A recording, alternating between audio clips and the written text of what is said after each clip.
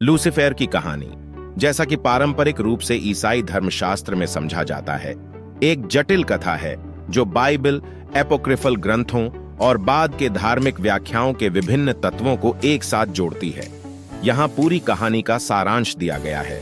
Lucifer, जिसके नाम का अर्थ है प्रकाश लाने वाला या सुबह का तारा, अक्सर स्वर्ग में एक उच्च कोटि के देवदूत के रूप में पहचाना जाता है, जो भगवान की सबसे सुंदर और शक्तिशाली रचनाओं में से एक है।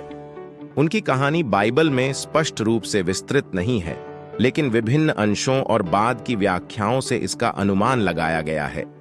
ईसाई परंपरा के अनुसार लूसीफर को घमंड हो गया और वह भगवान के सिंहासन को हड़पना चाहता था। इस घमंड और महत्वाकांक्षा ने उसे भगवान के खिलाफ विद्रोह करने के लिए प्रेरित किया। उसने स्वर्ग में ईश्वरीय व्यवस्था को उखाड़ फेंकने का प्रयास करते हुए 1/3 स्वर्गदूतों को अपने विद्रोह में शामिल होने के लिए राजी किया। लूसीफर का विद्रोह असफल रहा और परिणाम स्वरूप उसे और उसके अनुयायियों को स्वर्ग से बाहर निकाल दिया गया। इस घटना को आमतौर पर द फॉल कहा जाता है। यशायाह 14:12 से 15 और यहेजकेल 28:12 से 17 को अक्सर लूसीफर के पतन के संदर्भ के रूप में उद्धृत किया जाता है। हालांकि ये अंश मूल रूप से क्रमशः बेबीलोन और टायर के राजाओं का उल्लेख करते हैं। कहा जाता है कि उसके पतन के बाद लूसीफर शैतान, विरोधी या आरोप लगाने वाला बन गया, जो ईश्वर का विरोध करता है और मानवता को भटकाना चाहता है। हिब्रू में शैतान नाम का अर्थ विरोधी है। उसे नर्क के शासक के रूप में चित्रित किया गया है, जहां वह और उसके पतित स्वर्गदूत, जो अब राक्षस हैं, निवास करते हैं। लूसीफर से जुड़ी सबसे प्रसिद्ध कहानियों में से एक। अब शैतान अदन की वाटिका में आदम और हव्वा का प्रलोभन है।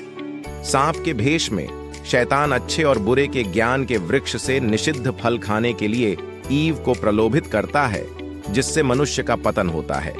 संपूर्ण बाइबल में शैतान को एक प्रलोभक और धोखेबाज के रूप में चित्रित किया गया है, जो मनुष्यों को ईश्वर से दूर ले जाना चाहता है। उसका उल्लेख अय्यूब की पुस्तक में किया गया है, जहां वह अय्यूब की विश्वसनीयता को चुनौती देता है, और नए नियम में, जहां वह जंगल में यीशु को प्रलोभित करता है। ईसाई युगांत शास्त्र के अनुसार रहस्योद्घाटन की पुस्तक में शैतान की हार की भविष्यवाणी की गई है। समय के अंत में शैतान को आग की झील में डाल दिया जाएगा, जहां उसे अपने अनुयायियों के साथ अनंत काल तक दंडित किया जाएगा। यह अंतिम हार बुराई पर अच्छाई की अंतिम विजय का प्रतीक है। समय के साथ लूसीफर की कहानी का साहित्य, कला और लोकप्रिय संस्कृति के विभिन्न कार्यों में विस्तार और पुनर्व्याख्या की गई है।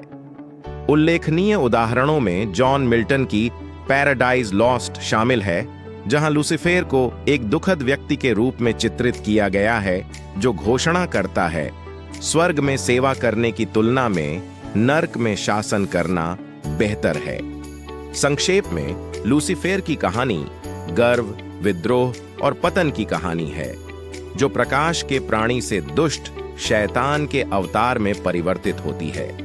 उनकी कथा अभिमान के खतरों और दैवीय अधिकार की अवहेलना के परिणामों के बारे में एक सावधान कहानी के रूप में कार्य करती है।